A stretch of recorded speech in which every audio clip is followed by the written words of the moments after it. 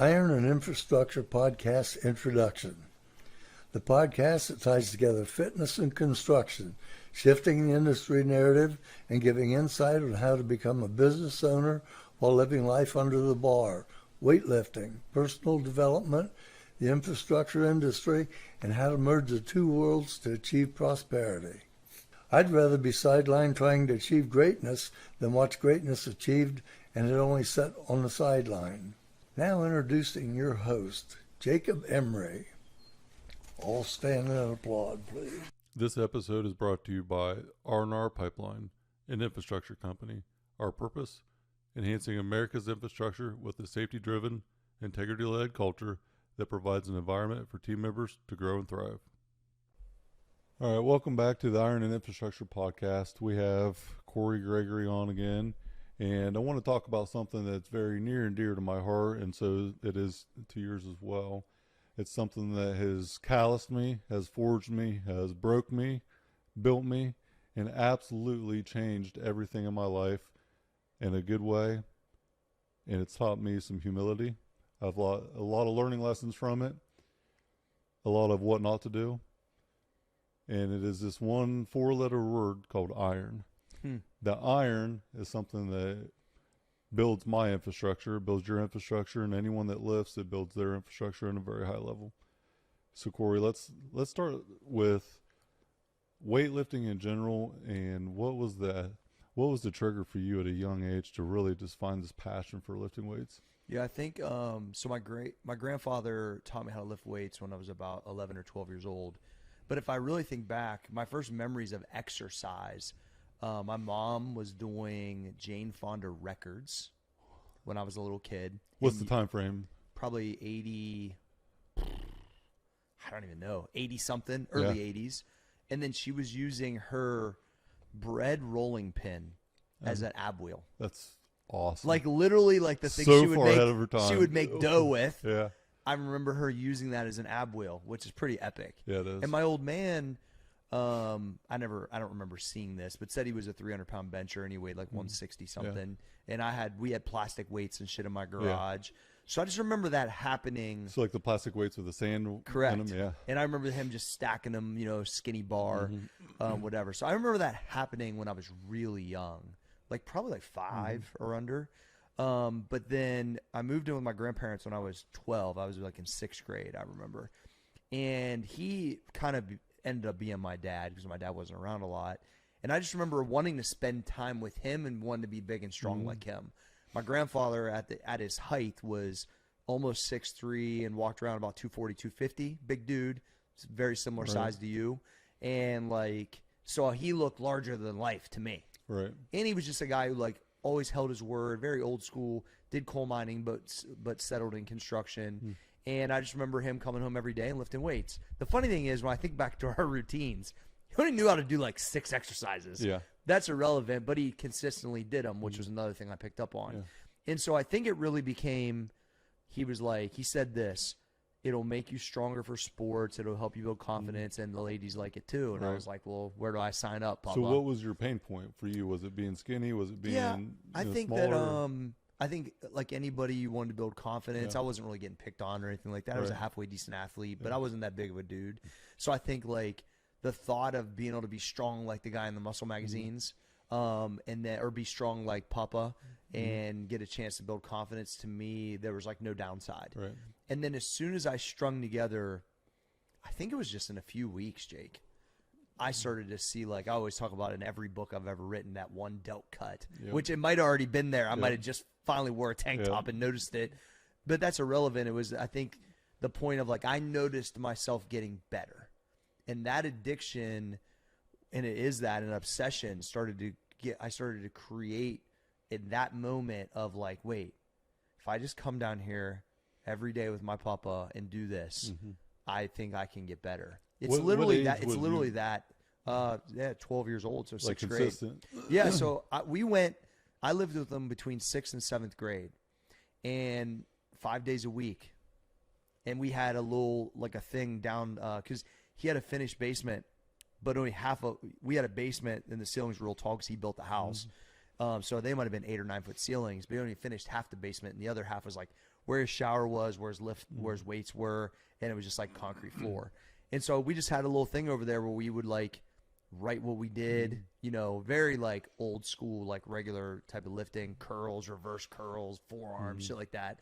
But yeah, I just remember like his whole thing it was always consistency and, you know, yeah, just trying hard. It wasn't really that complex, but I think because I saw like what it yielded, I was like, wait, I can do this. And then when I moved away, it was like a mile down the street, but that's where we got the trailer. I didn't have, you know, any weights in the trailer. I had a bar, but I ended up lifting in my next door neighbor's basement. That was like my gym. And then I would lift with him sometimes too.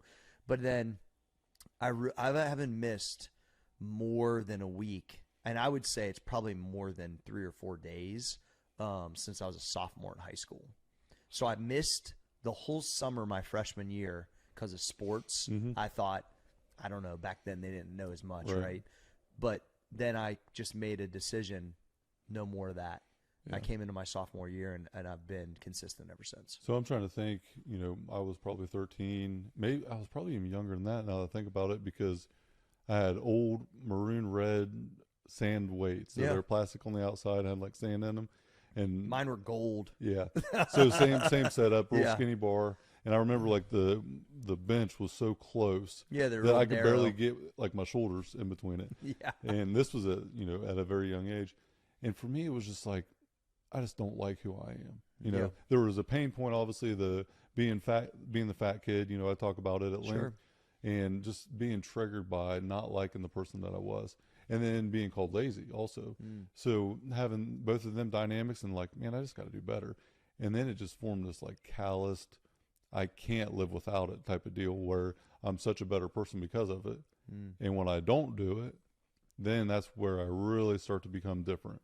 You know, just we're kind of irritable, kind of just off balance. Like it just, nothing. Something didn't match up when you doesn't didn't do feel it. right. Yeah. I think for me, Jake, if I really think about it, I felt like I couldn't control my other situation being that young. So, like, I felt like people were looking like I was less than because of maybe my financial situation or my parents weren't together, which was kind of uncommon at that time. So I think there was a lot of things that I was angry about, or the way my dad was treating my mom, or the money situation, whatever. But I could control that I could make myself stronger. And I clearly started to see that I was stronger than my friends. Right. And my consistency was breeding more confidence. I think there's a Gregory confidence that's an undertone anyway. And I think my youngest son clearly has it, and I clearly had it. But all of those other factors were not building that up. Yeah. And I think that lifting then replaced that, because I had a heavy bag. I had, you know, some access to some weights.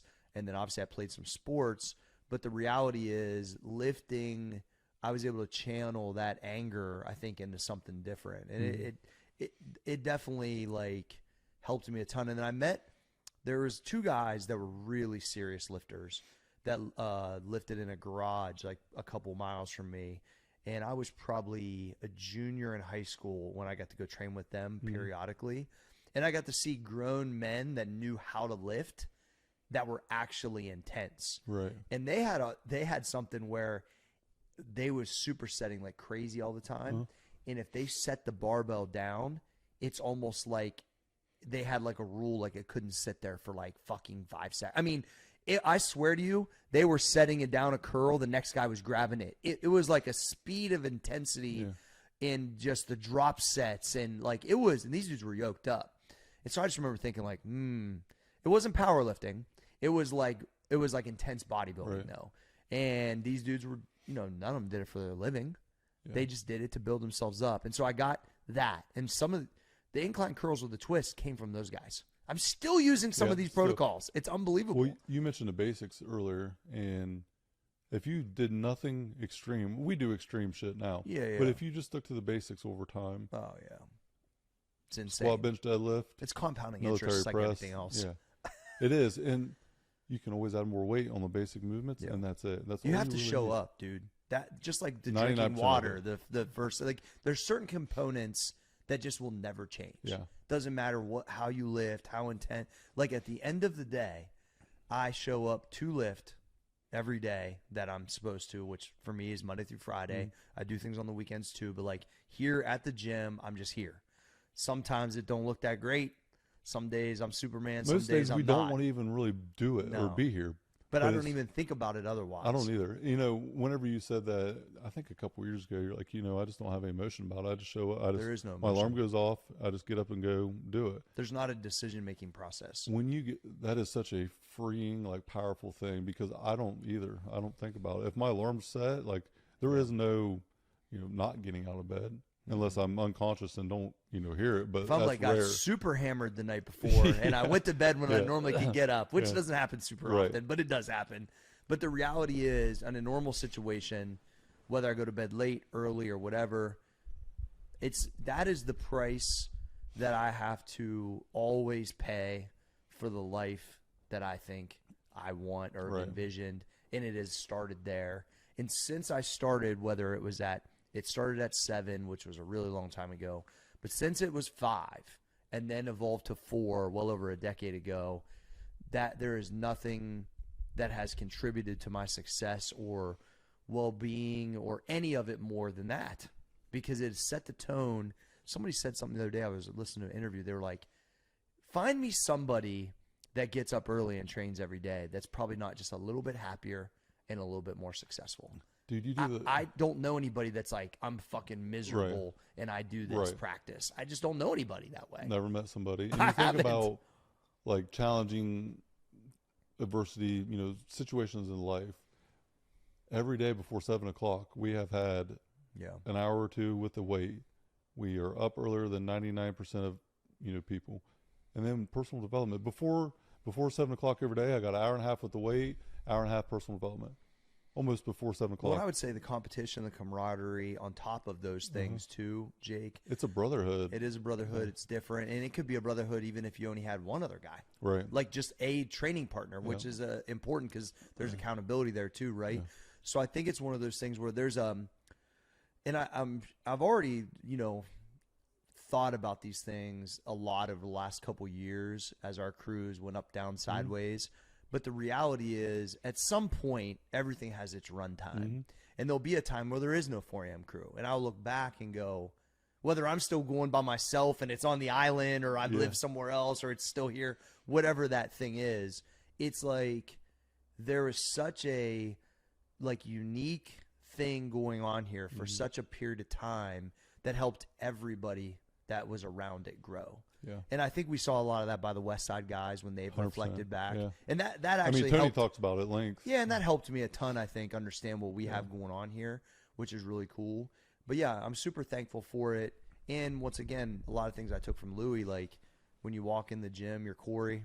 You're not whatever else has happened in your life. It's just so much you're diversity just lifting, with man. the group. Yeah. Backgrounds. Just ages. Experiences, dynamics in the workforce, what we do for careers. There's so much diversity. Yeah. But when you walk in that door, no one gives a shit about your background or how much money you have.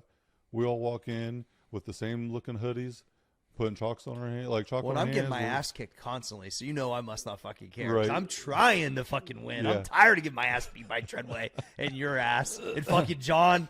But it's like, it's one of those things where I'm getting humbled every day right out the gate. So I'm so used to the competition that I look forward to. And if I'm even the fucking ballpark and I'm still getting up every day thinking, I'm creeping up. You know what I mean? So I think there's just elements of it that seem so normal because it's been going on for so long. Yeah.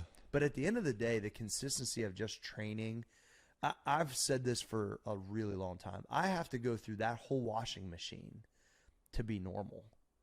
And I think it's because of all those things from my past that I wouldn't be as happy or as motivated or as probably nice if I didn't do these things. No. Because I'd be still fucking crazy, probably. Well, everybody has to have some sort of release. Yes. Mental, physical, whatever combined.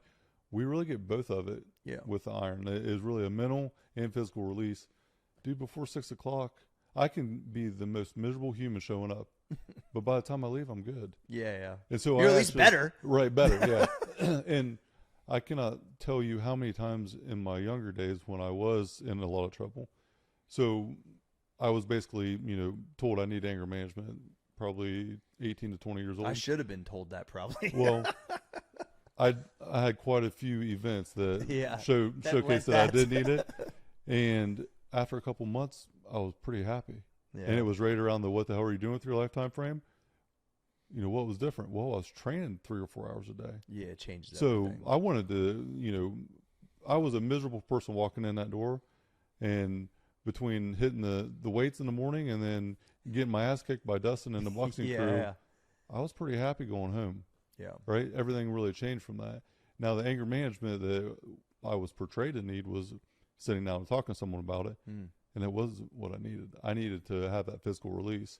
I was a lot happier going home at that point than I was going there. I don't know anybody that, whether they start walking a couple miles a day, and it could be through the woods, it could be whatever, like, they're going to feel better when they're done. Right. Lifting weights is obviously a passion of both of ours, and I would argue, like, I don't think I'll ever not lift weights to some degree. It's like it would be virtually impossible for me to give it up at this point.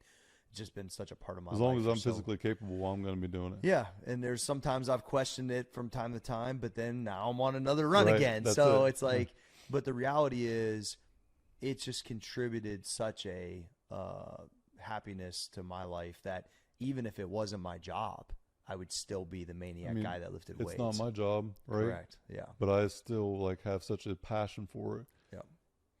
So you've been doing it for 30 years, probably consistently. Yeah. So I was looking back, like, I figure professionally, it's been my job since '99.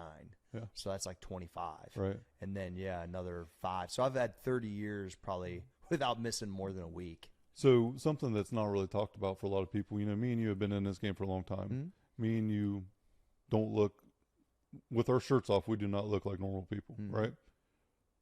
And I would argue you don't look like a normal guy anyway. I probably look like a more normal guy. And then when I take my shirt off, I'm undercover jacked. Go ahead. Next statement, Jake. So the long game, the consistency is something that, is referenced, but someone that's just starting out has to understand that we look a certain way because of that long game. Yeah. We have experimented. I remember writing training for myself for like 3 to 4 years, when I was training by myself, doing my own thing. And I wrote my own training. It became a stressor on me because I would dive so deep into it and want to change it. And I would want to do too much.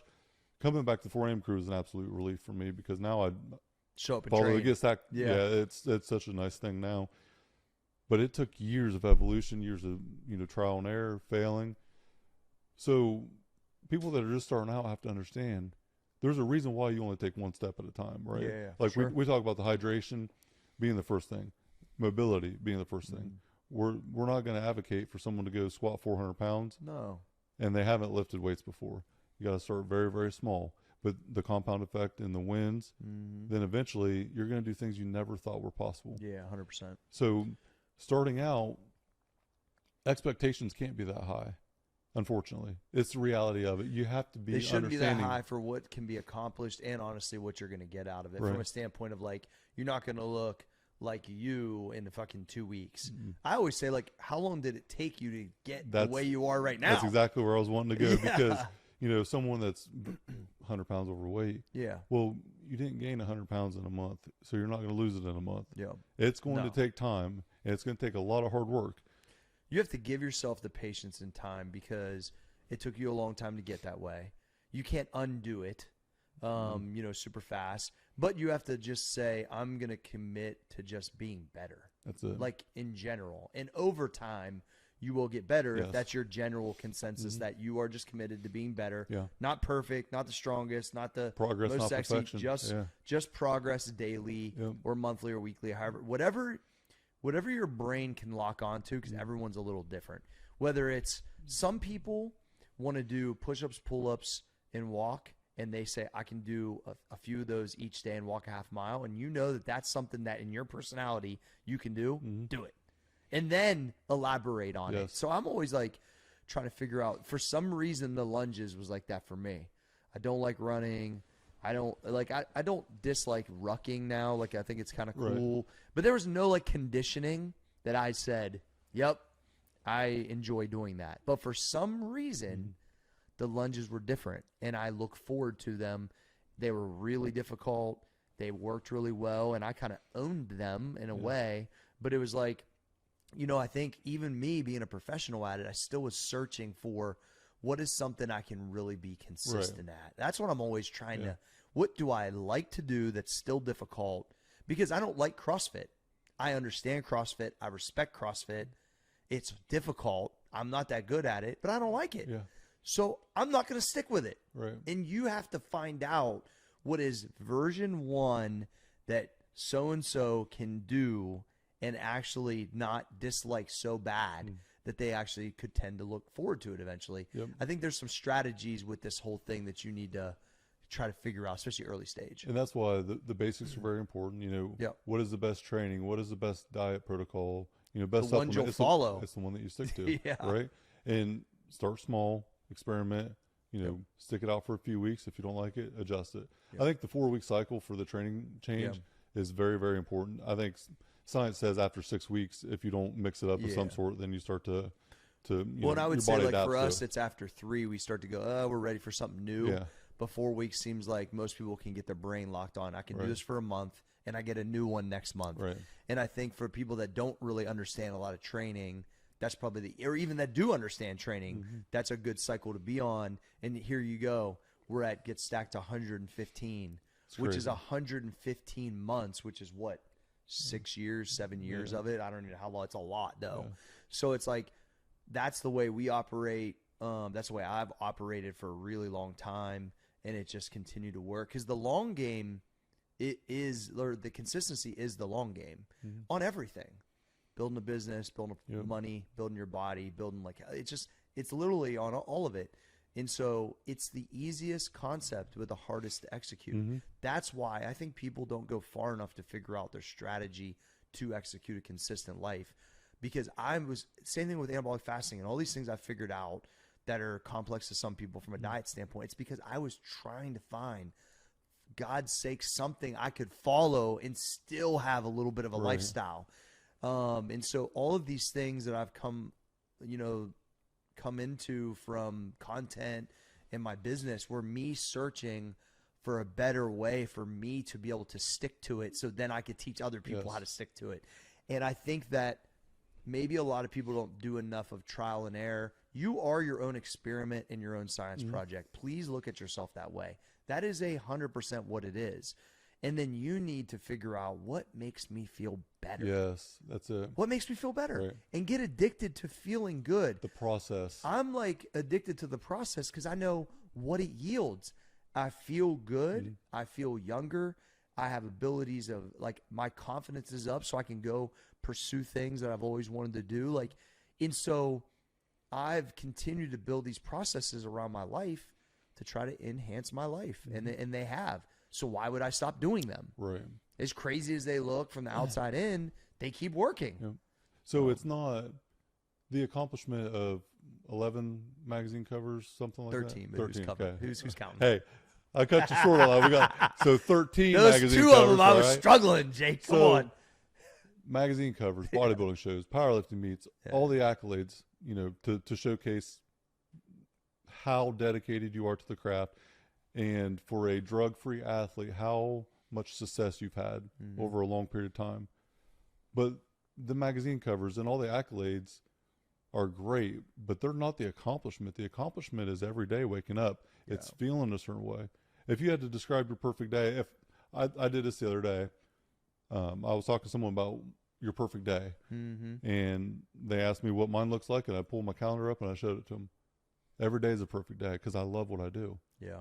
My lifestyle is not dictated on everything else. I dictate my lifestyle because it's my process. It's what I want to do every day.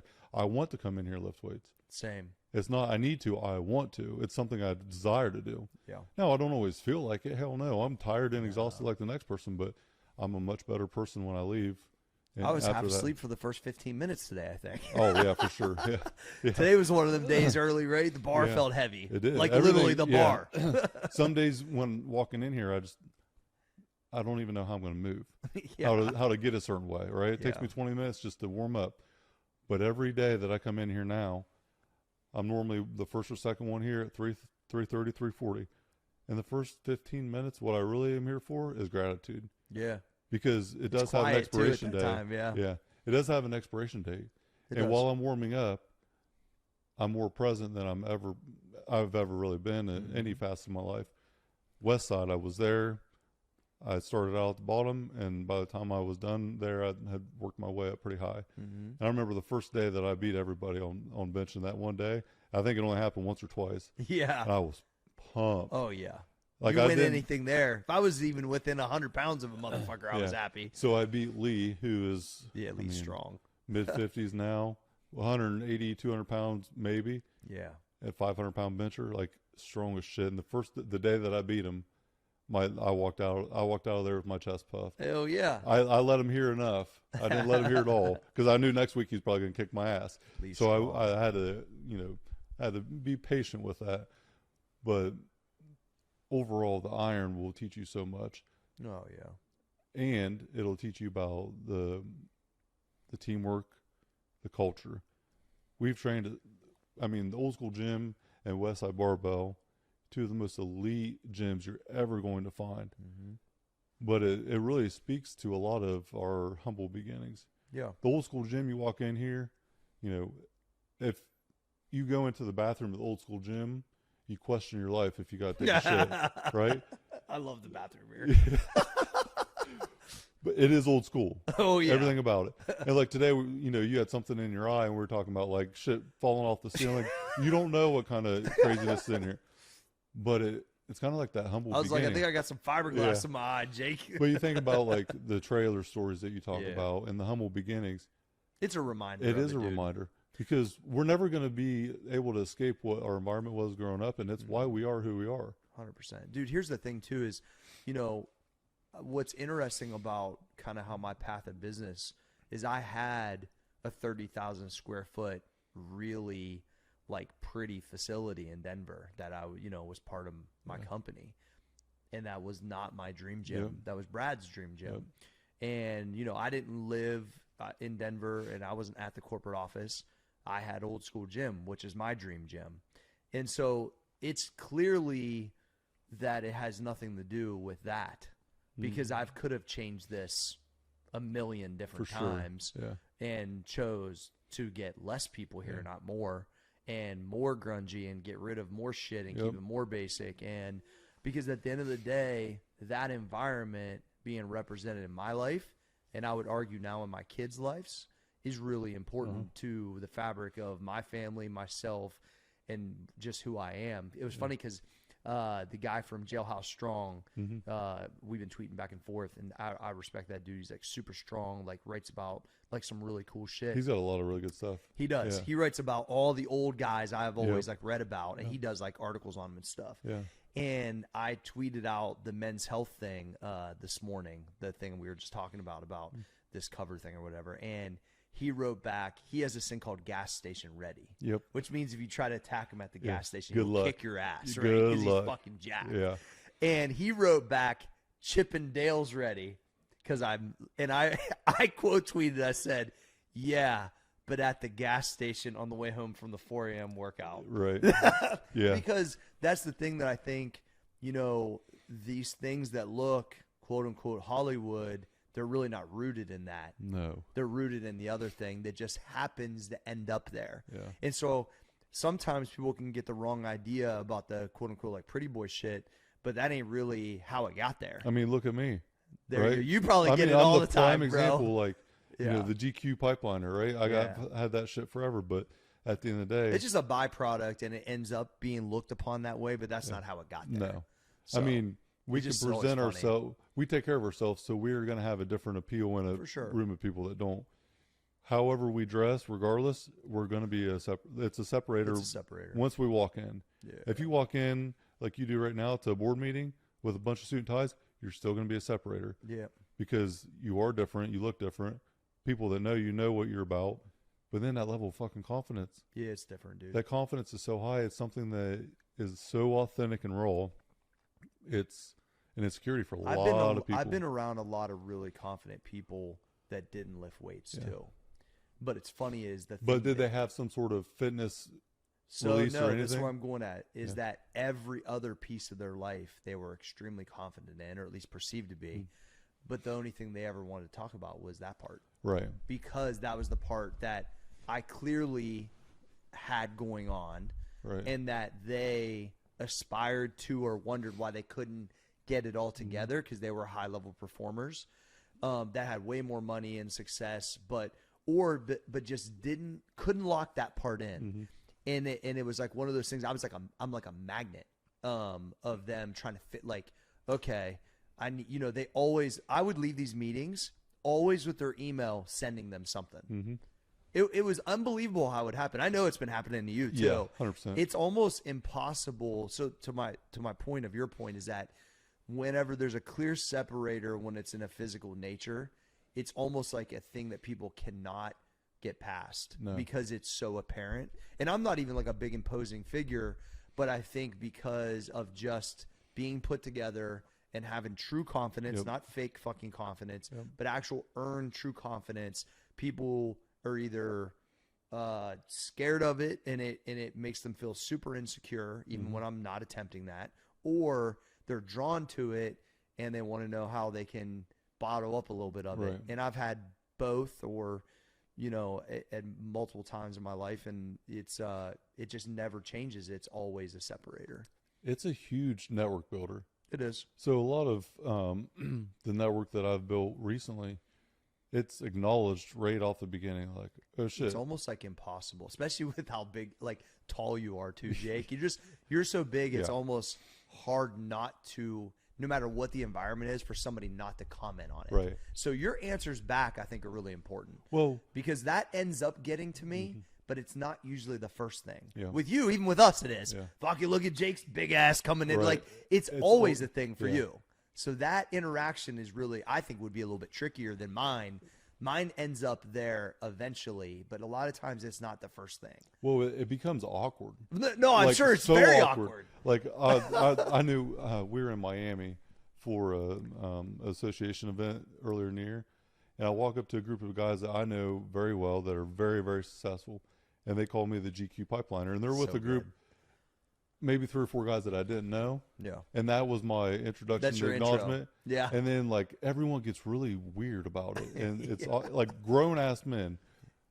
I just kind of take it. You just got to make fun of it, basically. I make fun of it, play it off, or sit there for a minute, and then I go do something else. Like I don't understand it, because I'm still the same person I was 10 years ago. Yeah. But now my confidence level is much higher. My physical stature is much different now than it was 10 years ago. But the authenticity of who I am now, I think, is really where the insecurity, like the whole entire insecurity thing, probably comes from just me being another dude. But when I show up, I'm physically imposing. My confidence is authentic, and I want to help other people. Yeah. So whenever someone hears me talk about helping other people, they probably think I'm full of shit. They probably think, who's this arrogant guy that's coming in here looking all GQ'd Well, it's up? easy to jump to conclusions. It is. Too. And so it's whenever I help people and I'm genuine about it, it catches them off guard normally. Well, I think that's honestly a little bit of a you almost have to operate that way to kind of like head-on collision that other thing that's being thrown at you. And I've figured that out too. Like because that's a lead for me in a lot of ways. It's easier to kind of downplay it and try to obviously continue to offer value to people, because then it kind of takes down their wall of like, oh, this guy probably thinks I'm not disciplined. He probably thinks, oh, I'm eating this hot dog. Like, I'm not paying attention to what anybody's doing. No. So that's their own insecurity creeping in. But I do think it's because we're on the extreme side. But I think that some of the things we talked about earlier of just like finding what you can commit to, being patient with it, and then just really trying to focus on how you can feel better. And then the other stuff will start to take care of itself. Like you start to get addicted to like, wait, I don't really want to eat pizza on Wednesday or drink fucking Busch Light, because the next day I'm not going to perform or feel as good. I want to get quality sleep because I feel better. And then when I come home, I still want to cut wood and don't want to kick my dog and yell at my wife. I mean, there's all of these things work on top of each other. And so when you start to string together some really quality days, and then you're like, yeah, I'm going to have some bourbon with the homies, drink some beers, watch the game. Body doesn't react the same way. It's almost like it propels you in to wanting to be good again. You build that foundation of strength, that foundation of grit. And then, a Friday, Saturday night of having bourbon. Yeah, you're isn't loose gonna a hurt little you. bit. No. So I think it's like moderation with anything. Like I think you need to be focused and serious about whatever that is for you to execute to make you feel better and be consistent with it. But then having a balance with it is important. I'm always, especially me, going to be on the extreme side because it's my job. Right. So, I mean, I always remind my friends that are lawyers and do other things like, yo, like this is like you going to trial.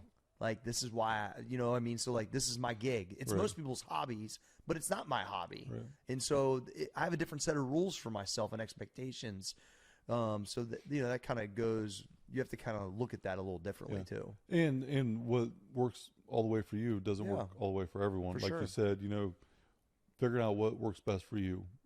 Whatever you can be consistent at, if you're consistently getting better, that is the best program, the best lifestyle. Because it's really not about the diet. It's not about the training as much as it is about the lifestyle and the process.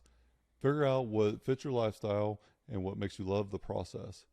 It is the day-to-day joy that we get and the strength that we get out of this over time that really propels us in every other facet of our life. It feels like it's been such a lifestyle for so many years that I don't even, once again, I don't really like think about it any other way other than like, Rachel, my wife, would want to do something on like a Thursday night. Let's say, oh, let's go out and do this or do that. And I'll be like, I just have certain rules I've operated by, and that's just what I'm dedicated to. Once again, with the lens that it's my job on top of it, right? So I'm here to train, but also that's part of what I do for work. So there's another layer of discipline that has to be needed for me, and I just have really done it for so many years. I don't really think about it. But I think I would argue that even a beginner needs to get to something to that point sooner than later. If they commit to, I'm going to walk a mile, there's no other, because there's it's really about the habit. points. It's really about developing the habit, not about what you're actually doing. Correct. So I just talked to someone the other day that drinks a lot of Diet Pop, and the person was telling me, like, I cannot quit drinking Diet Pop. It's a stress, relief for me when I have it. If I'm in a stressful situation, it's like the go-to, right? Some people's food.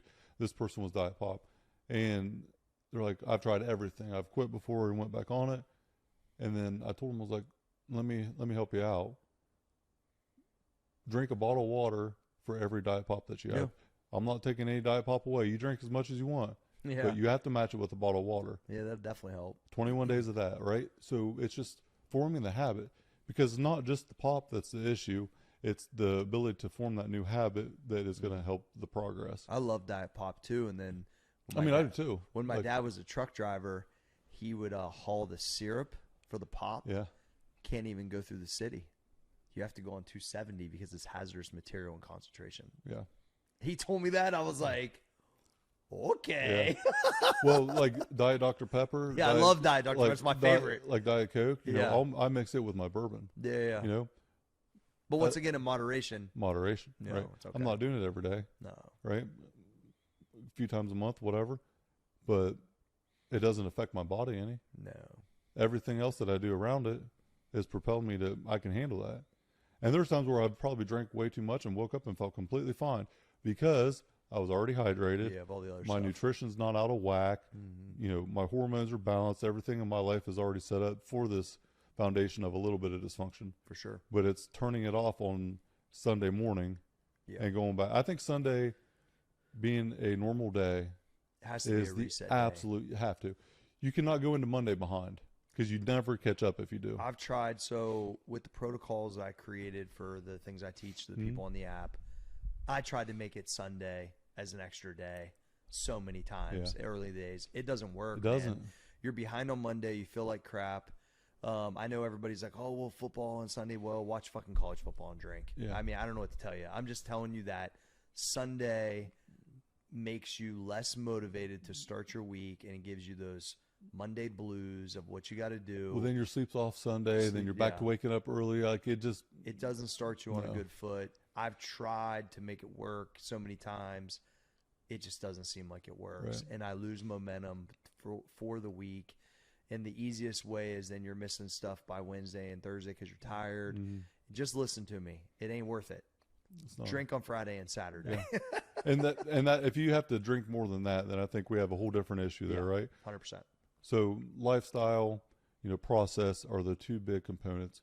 It's not about deadlifting or squatting 500 pounds, right? It's about enjoying what it is. And wellness in general isn't just lifting weights. It can be yoga, activity, man. Rob Dubay is a marathon runner. Jim Havens is a cyclist. Everyone has their own niche, and it's not a one size fits all. You got to uncover what that is for you. It's the lifestyle, and I think that's a key. Like for us, it's like hardcore weightlifting, right? And some type of conditioning. But the reality is, for some, it's mostly only conditioning, or it's boxing, or whatever it is. You have to take the time to identify what it is for yourself, and then what you consistently would look forward to doing that would make you feel better. Right. Once again, it's not just our way, 4 a.m., fucking lift heavy, blah, blah, blah. There's a version of that. It might be 7 a.m. and ride the fucking Peloton. I don't really care as long as it makes you feel better. Right. My wife works out 4 or 5 days a week, sometime during the day, mid-morning, afternoon, whatever, whenever it fits her schedule. She's in great shape and she loves it, but it's what works for her. Yeah. But it's consistent. It's consistent. That's all that matters. And she knows that she's better off when she does it. She enjoys the process of it. Everybody's better off when they do. Right. and here's the other thing. It's kind of like manifesting or having faith. It's doing something that you don't see a tangible result right now. Yeah. Right now I'm in the best shape of my life, but it's not because of the workout I did this morning. It's because of the workout I've been doing in the last 6 months. We are not doing today's workout was not for today. No. Yesterday's workout's more for today than today's was. It's just a building block. Peter Attia, when I was listening to his book, he was saying that, I'll be 46 this year. I'm not really training for 46-year-old Cory. I'm training for 56-year-old Cory. Yep. Because what I want to still be able to do at 50 or 55 or 60, I have to train now with understanding that I will still be strong and be able to do those things. If I do not train for that, I will incrementally lose muscle and a percentage of ability, balance, strength, muscle mass, all of that each year, no matter how you try. It doesn't matter. Everyone does that as they get older. You're just consistently basically dying, and you are trying to mitigate that as it happens. And that's what I think about. Do I still want to be able to try to do jump rows when I'm 50? Do it treadway? Do I still want to be able to do whatever with my kids and lift weights with them, still compete? That's why I have zero room to miss right now. I can't miss the conditioning. I can't miss that. I can't risk certain things. Like, it's just what it is. And so that's all with the thought process of living a full life, 70s, 80s, 90s. Right. And I see myself as the old guy that, can really do whatever he wants. Because I've still been able to live a pretty full life, right, well into my 40s. So yeah, there is a lot of research now that I've dove into, that it's not just the obesity that hurts a lot of people, that kills a lot of people. It's the lack of muscle mass. It's muscle mass. It's your lifeline, dude. It is the lack of foundation. Yeah. So just like Josh Akers, whenever he first came to our pipeline, he had hit a plateau. He lost a ton of weight, and then he hit a plateau. And I said, Josh, throw the damn scale away. Quit being so anal about how many steps you take in the tracking. Yeah. Focus on getting stronger. Lift weights, man. Don't look at the scale, though, because the scale might not drop. But that's okay, because you're building density. You're building a foundation. And I think one of the most alarming things for me when I first started cutting for that show 10 years ago, whatever, it's hard to believe that. That's a 10 long years. time, yeah. I didn't lose any weight for the longest time. Then the scale started going up, but I'm leaning out fast. Yeah. I couldn't figure it out, and eventually it all started to drop. But my nutrition was on point. Everything was dialed in. I'm building muscle. Yeah. And I'm not. You were just actually that. eating enough protein, probably. Yes, I was actually just eating the right amount of food and enough food for Yeah. me to build muscle, and I wasn't doing that before. Yeah. And it was one of them things I never understood or didn't realize until later on. This commercial break is brought to you by the Pipeline to Prosperity newsletter. What are you putting in your pipeline to be successful? In Iron and Infrastructure LLC production. But there's always the element of trial and error. There's always the element of what fits your lifestyle. Gotta be patient. But you also have to have the grit and determination to change. There is no magic pill. At the end of the day, that's the message that everyone has to understand there is no magic pill. You have to figure out what works for you, but that's not an excuse to be lazy. No. You know, putting down the spoon because you're fat, you know, and overweight sometimes is a reality. Yeah. There isn't a pill that's going to take it away. That pill is your alarm clock. Get your ass out of bed and move. And go do something. You know, it's simple. It's not always easy. There's 3 points. 2 I learned from my grandpa as he got older. Number 1, he went in the hospital and got very sick one time, and he was about 210, and he lost 20 pounds. And they said that was, but he still had a ton of muscle. He's still lifting weights well into his 80s.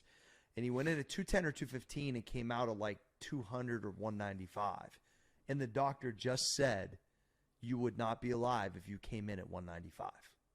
The only reason why you're still alive is because you had way more muscle to fight off what you just went through than almost everyone else that's 84 years old. Because he was still 6'2", 215. Yep. Still could lat pull down sets with 170. Still was bench pressing good weight. Like, he just was different. Yeah. The second one was when he had his second knee replacement. He wished he took care of his legs better. That dramatically changed his quality of life. When his legs got weak and he could not get back, it's almost like he did the second knee too late in life, and just the rehab just got away from him. Like, he just never got his legs back. And he's told me that was everything, because what happened was both knees were replaced, and he had an inner ear problem from the war. So his balance was a little off. His feeling was off. Like vertigo? Do you have vertigo, or do you? It wasn't vertigo, but he was in charge of shooting down suicide bombers, and his head was on one of the guns when it went off. And so it like deteriorated. It was like so bad over time it deteriorated his eardrum. And so between his knees and that, his balance was a little off, and then his strength was off, and the things that would normally counterbalance each other, they were both gone. And so it was like those were the 2 main things he said when it came. So like, once again, whether it's walking, running, or whatever, that activity and combined with some muscle mass is truly, truly your lifeline. I mean, it is what it is. And so that was one thing that I really grabbed from him as he got older, that he was like, Cory, listen to me. These 2 things are so key to the long game, the true long game. I am really grateful that I realized at 34 years old how much damage I had done to my body and how long I'm aware now of how long it's going to take. There's some days where I come in here and I think I can squat 500 pounds and the bar about knocks me on my ass. Yeah. And there's days where I don't know how I'm going to put the bar on my back, and then I'll squat, 350 like it's empty. But it takes so much time. The last few years, me and you have both been very challenged with injuries. I went on a 1.5 or 2 year hiatus with a knee rehab, and I'm still every day doing some sort of knee rehab. And in the winter, because I don't have much cartilage, it's even worse. And it like I feel it. I feel like I'm 90 sometimes because of my knee. But I know now that I'm very persistent patience, right? I live my life by that mantra. Persistent my pursuit, patient with the result. My knee might not be okay for another 4 or 5 years. It's just my reality. But I'm determined to make it better for the longevity, because your legs are your foundation, right, of your body. Dude. And I can't wait to go lunge and it be a progression for me and not a setback. Like, I'm excited to be able to go lunge again. Well, and I just kind of went through that myself, and now it feels good again. I look forward to it. I'm on day 40. Today was day 42 or 43. The other point I forgot to mention was, like, I think that I've seen so much happen by being a consistent individual. And that goes across everything, whether it's my body, my business, relationships, whatever, right? If I add consistency to it with the intention to get better, it normally gets better. Now, that being said, I also realized no matter how much I try to force the timeline, it's not owed to me. Persistent patience, man. You cannot, with an entitled mindset, believe that you are owed it, because you're not. No. And so I had a compliment from one of my members the other day that said, I love watching the blog on your weights, meaning like what I weigh, that it might stay the same, similar. Right now I'm having that same kind of issue because the way I'm training, I'm getting some of the muscle back I lost whenever I was hurt. So I'm a little bit heavier, but I'm looking, better than I did at these weights Right. a year ago or whatever. And so, but I just know it's going to go back to maybe a heavier version of what I was at 182 now. Maybe I'll be 189, whatever the number is, but I just know it'll happen. Right. But it's also because I've watched it happen. So what you have to really, when you're the first time it happens, you have to listen to me. It will happen if you continue to be consistent without you thinking you're entitled to a time frame. It took you 20 years to get out of shape. It ain't going to take you as long to get in shape, but the reality is it ain't happening in 2 weeks. I'm just going to tell you that. Yeah. But you need to get your brain there to say, like, this is just what I do now, so I can just have a better quality of life. And whenever that number on the scale decides to go down, and if it doesn't, I'm going to keep trying new things, and I'm going to keep pursuing to get better every day. You have to look at this as a long game pursuit of, like, working out is not punishment. It is maintenance that is necessary. And I'm going to use this one because I used it with clients all the time, and everybody that's in your area of work will understand this. A lot of you motherfuckers got brand new trucks, F-350, diesel, dually, all that shit, right? All the shit I can't even probably drive. But you would never change the oil, load it up with a fucking shitload of wood, haul a fucking trailer, and then just say, whoop, we're good. Because that's what you're doing. If you don't maintenance your vehicle, right, and Never, something happens, yes, you understand, oh, shit, I didn't change the oil or don't have oil, and my engine locks up. Like, I don't have nothing that to is drive. what you're doing to your That's body. Your body, 100%. That is what you're doing to your body. And please think of it that way, because it is exact. And check this out. You can trade the truck in. Yes. Can't trade the body in. You only get one of them. And so now you can climb out of that, get some of that maintenance going, start taking care of yourself, and get it back on track. The body's an amazing machine. But the reality is, it's like buying a brand new truck, getting one of them, never changing the oil, always towing a trailer, and and never doing any maintenance, never changing the brakes. I mean, most people, that would make them nervous, me even saying that, because they know how bad it is for their truck. And by the way, don't feed it 89 or 93. Feed it fucking 86. And don't put no fuel injection cleaner. Like, it's literally all like that. Yeah. And when I would break that down to clients, they would look at me and go, damn, you're right. Because it is the truth. So people just don't look at it the same way. Because it's hard. It's hard to be that way. But that's it's amazing, though, how that's not understood. Because the body is the only thing that you physically have that is only yours. You're in charge of it by yourself. If you don't take care of it, it's going to break. Everything else is irrelevant. How you treat your truck doesn't matter if your legs don't work. No. If you got diabetes and your legs are cut off, like, it's going to break. It doesn't matter, right?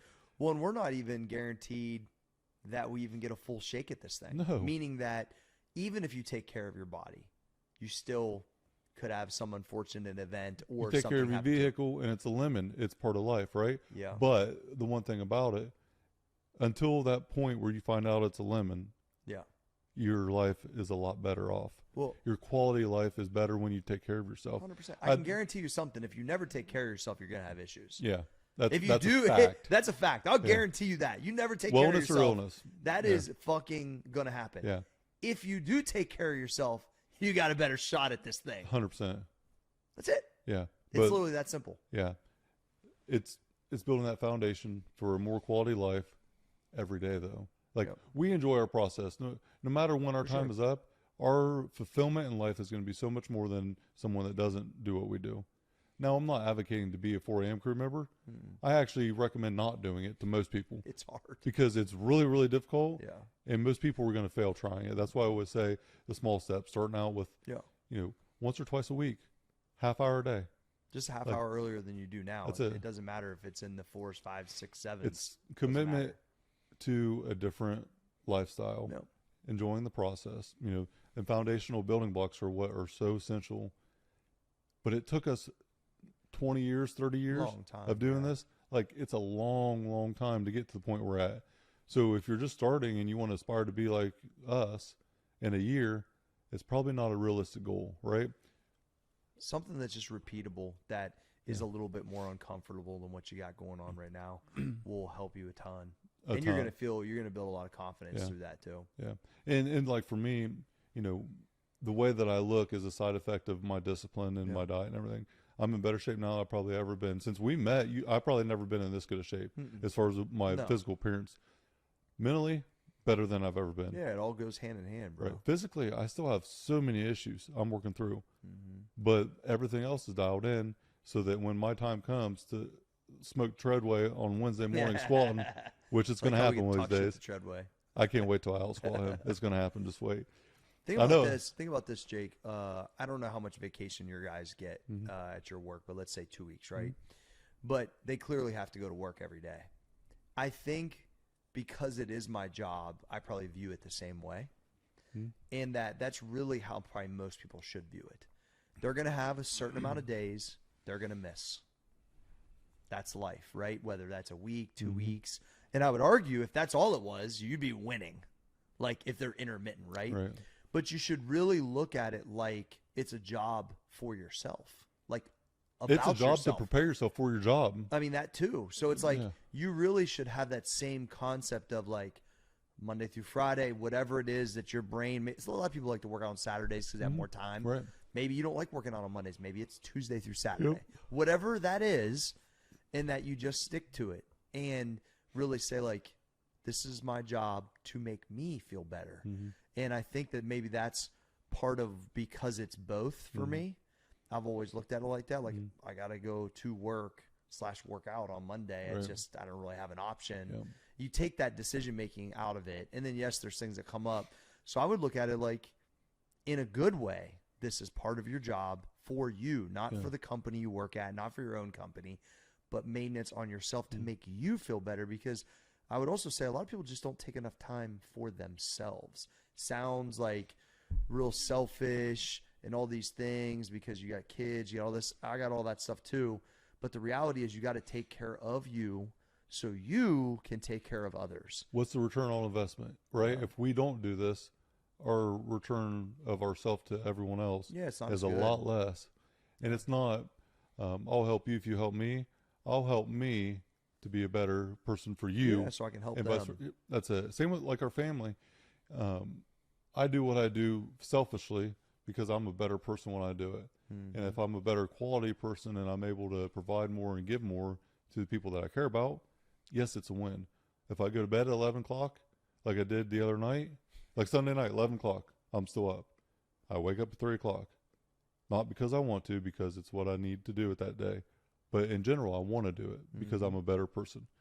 Doesn't mean it's every day, though. We're still human, even though a lot of people don't think we are. You know, how do you wake up that early? I set my damn alarm clock. It's not rocket science, right? I love that. It's doing the thing, though. Yeah. And sometimes that thing is tough. Oh, I would argue that it's most of the time it's tough. But what's a lot more difficult is being 150 pounds overweight and maybe not having enough time to save it. Yeah. Because just because you decide to change your life doesn't mean you have enough time. If you live a certain way for so long, it has the opposite compound effect. I don't know. I think that it's easy to say because we've done it for a long time and we know what it yields. But, you know, I would argue that if you're just sitting there listening to this and you really just don't like your physical appearance or you don't like the way you feel, what do you got to lose by trying just a few small things to try to contribute to making you feel better? right. And hopefully you string it together for a period of time where it makes a big difference in your life. Yeah. And, you know, there's just no reason not to try. So I'll start small, Yep. be consistent, and then string together a bunch of wins for a year. And then at the end of the year, you know, you're faced with, okay, I don't know what to do. Because there are certain times where we get to a point and it's like, okay, what's next? Yeah. Right? We hit our ceiling of understanding. Set a goal that's realistic and then set what I call it set your goal and then a stretch goal. So you don't want to set a goal and then achieve it. An annual goal that you hit in May, you didn't set it high enough, right? Have another goal on top of that, a stretch goal. One that you're fairly certain that you don't think you can achieve that's out there, but then one that's achievable, very, very realistic and achievable. You know, I wanted to bench 450 pounds last year. I think that was my goal, or the year before. Well, I tore my pec. Yeah. I didn't know that I'd ever bench 400 again. 440? 435, I think. Yeah. I didn't know that I would ever be over 400 again, and I didn't plan on it. Yep. But I actually came back stronger. You know, but have that realistic goal in place. That way you can achieve it. I have seen a lot of goals that are so ambitious that are impossible to achieve. Make it realistic.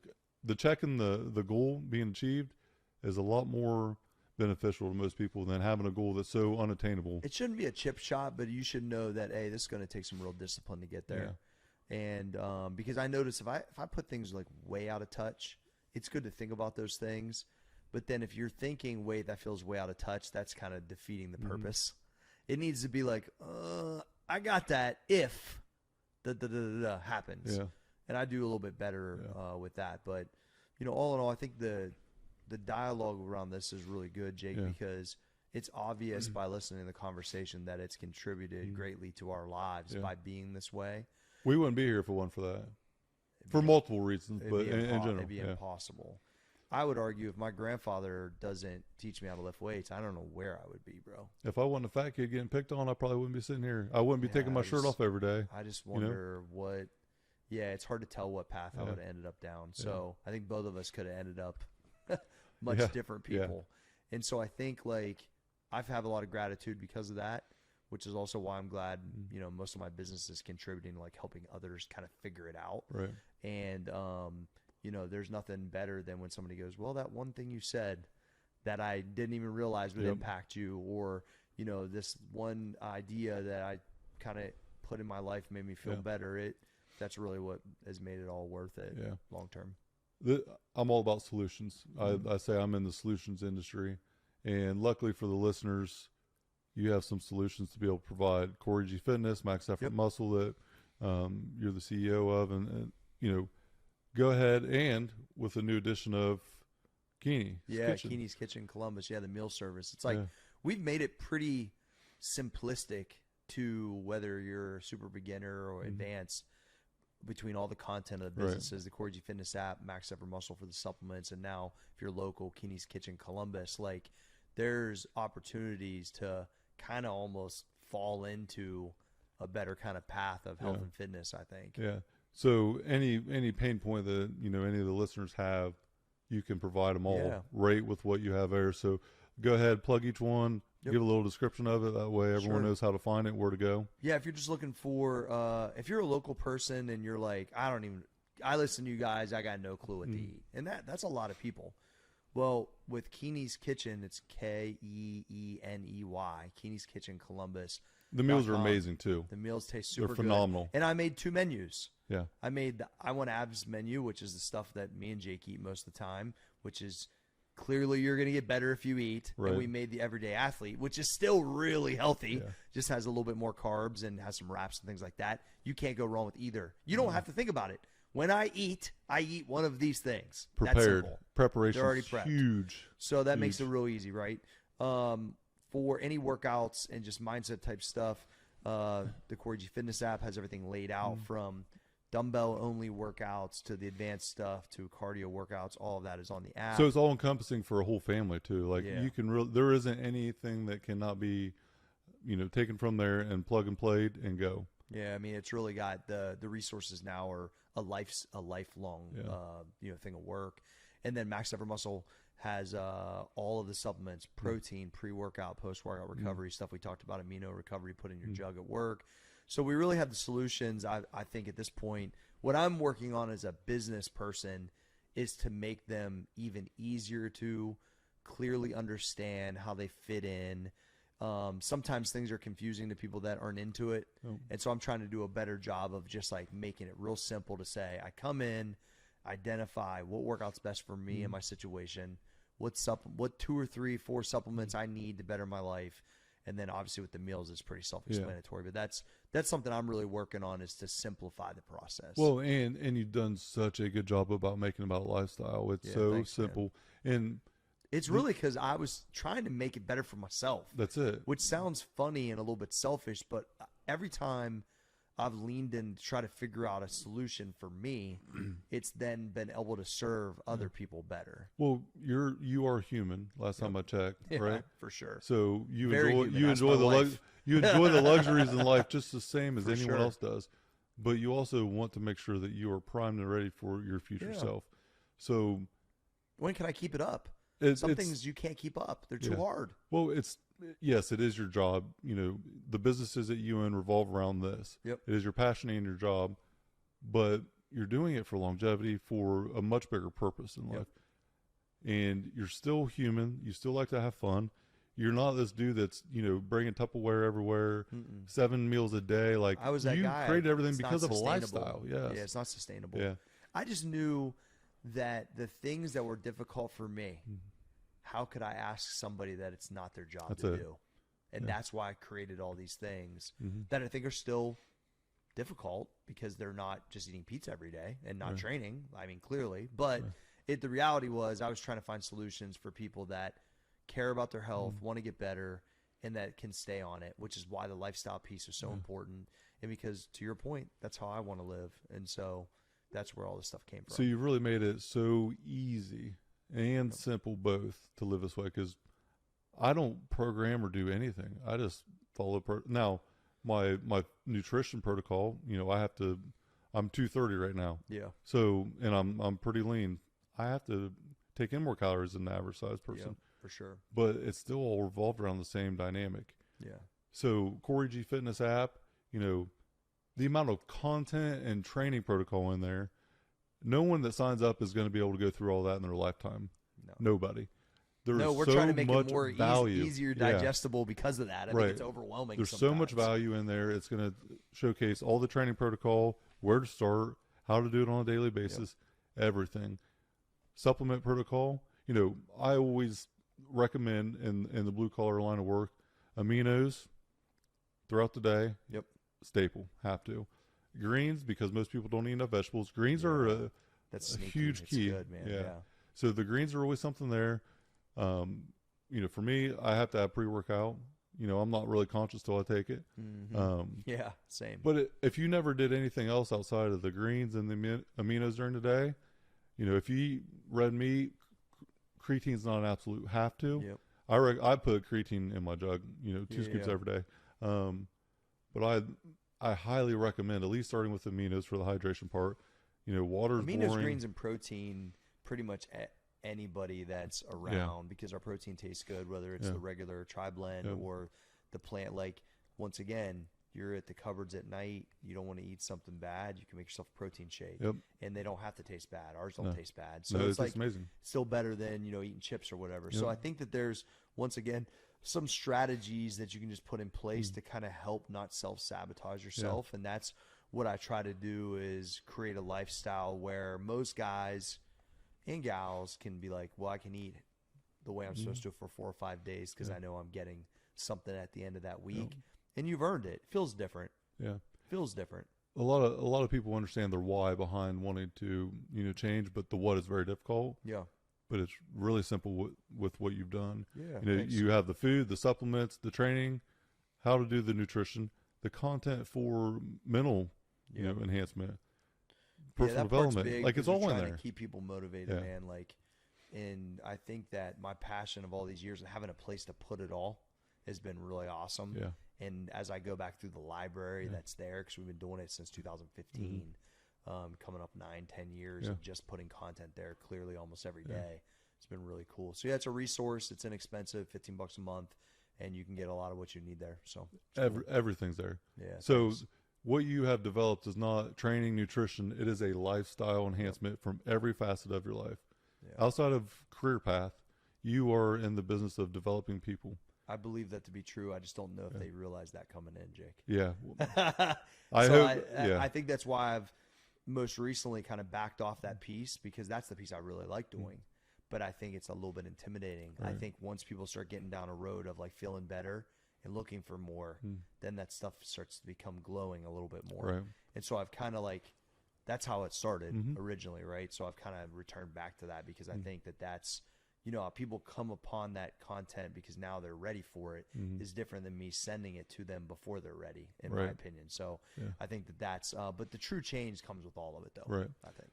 So, Iron and Infrastructure Show, the Iron has helped you develop your infrastructure personally over years, and now all the listeners have a chance to jump on ship and join what is such a good lifestyle. Yeah, thanks. So I'm not going to plug any of it as a one niche thing. It is a lifestyle. If you want to enhance your lifestyle, training, nutrition, content, personal development, Cory G Fitness. Appreciate All the that. supplements, Max Effort Muscle, Keeney's Kitchen for all of the food prep. Yep. It is a one-stop shop now. Yeah. Just 3 different sites. I need to figure that part Yeah. out. Yeah. That's what I'm trying Yeah. to do is condense it all so it's Yeah. truly a one-stop shop. But that's the plan over the next 12 to 24 Right. months to make it even easier for everybody to do Yeah. that. Because I do believe we finally have it to where somebody could walk in, engage in all these, and be very different Right. in a pretty short period of time. Yeah. And the Cory G Fitness app, you showcase what you do every day. Yeah. So this isn't something you're just preaching. You're literally showcasing what you do. Our workouts are on there every every single day. morning by probably 9 o'clock, Yeah. right? Mhm. Everything is laid out on the Well, app. and like even with me, like on Sunday, I wasn't supposed to eat a shitty dinner, but I did. So I wrote it like because I was. I wrote, But you I was- so you're still showcasing the Yeah, I authenticity was right. I because- wrote that I celebrated my reality TV debut, Yeah. so I had some pasta. Yeah. So anyway, Yeah. it's real out here. But no, this was a great conversation, Jake. It was. appreciate I it. do appreciate it once again coming on. Yeah.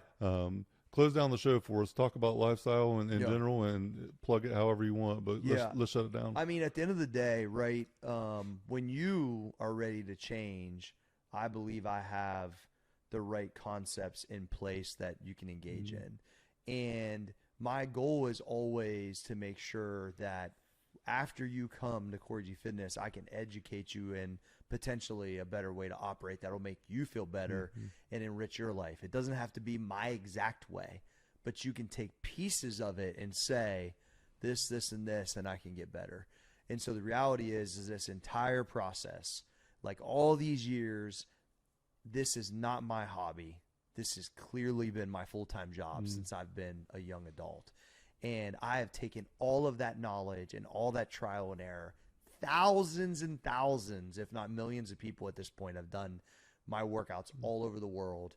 There's up to like 50 different countries on the app. And it's all there, put together so you can get a better result with your lifestyle.